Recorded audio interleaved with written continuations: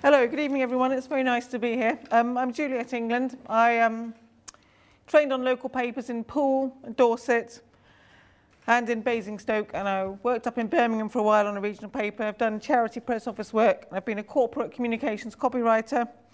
I'm now a freelancer doing bits of writing, journalism, copywriting, proofreading, and I'm here tonight to tell you very briefly about press releases for the local paper, which I think most of you in your businesses, local press really is going to be your main market. Local papers, they love local stories, and if you've got a good story, they're always going to want to hear it. So I don't think approaching the press should be anything. Some people feel a bit daunted by it. It's not, believe me, it's nothing to be scared of. If you're wondering why you should contact it in the first place, there's some very good reasons. One, editorial coverage in the press, as opposed to advertising, has been proven to be around 3 times more effective than just buying an advert. And best of all, it's absolutely free. If you can persuade a journalist to cover your story, it's not going to cost you a penny, and you'll have all this credible editorial coverage. Whatever your industry is, you may also want to consider the trade press. If you have a pest control company, the pest control industry will have a magazine which will take stories. In this area, your main markets are going to be the BBC Radio Berkshire and the Chronicle and the Reading Evening Post. The Chronicle is a weekly paper coming out on a Thursday, so your story should go to them preferably no later than probably Tuesday lunchtime of the week that you want to be published in.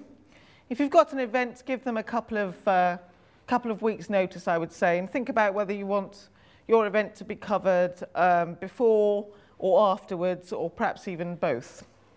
Have a genuine story. Don't approach them just for nothing. Have a respect for deadlines. That means if you're contacting local radio, don't call them up just before the hour, like 5 to 12, 5 to 11, because they might probably getting ready to read the news. And you know, if the Chronicle's coming out on a Thursday, that'll mean it goes to press Wednesday night. So don't contact them Wednesday afternoon because they're going to be too busy. So maximise your chances. Do yourself a favour. The Reading Evening Post comes out twice a week, I think on Wednesday and Friday.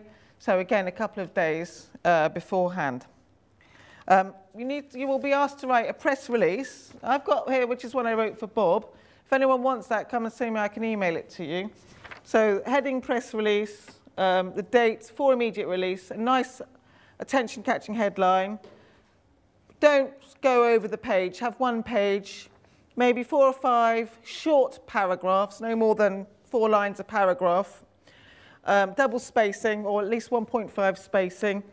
Get a quote from whoever your spokesperson for your organisation is.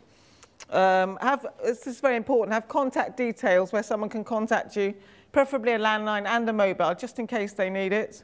You might even want to give 2 contacts because you should be contactable at all times, and perhaps a link to your website as well.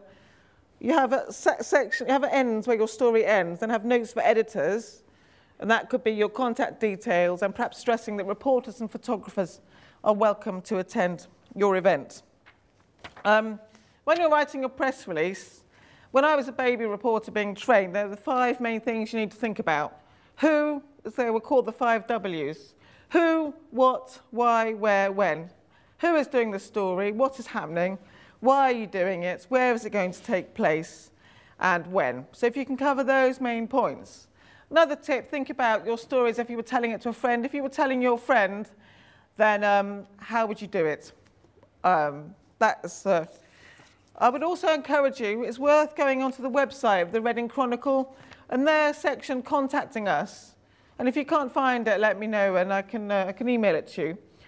But they have a section called Contacting Us, and they have all the things, you know, that you should do.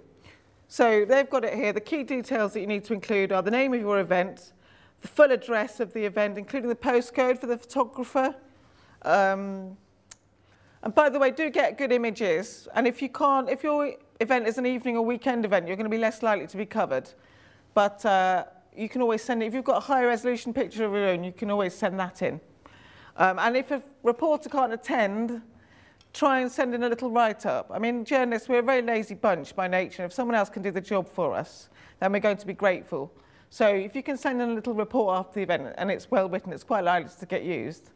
So they want the start time, the finish time, the best time for the photographer to pitch up, who is coming, what's happening, why is it happening.